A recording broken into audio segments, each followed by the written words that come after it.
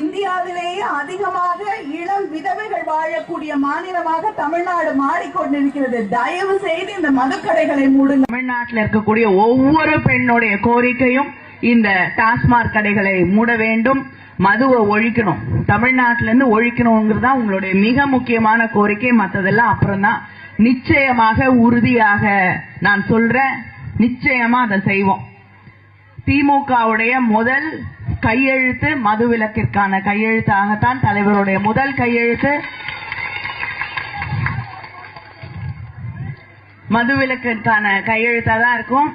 திமுக வந்து ஆட்சிக்கு வந்த உடனே முதல் கையெழுத்த வந்து மதுவிலக்கு இருக்குன்னு சொல்லி சொல்லியிருந்தீங்க.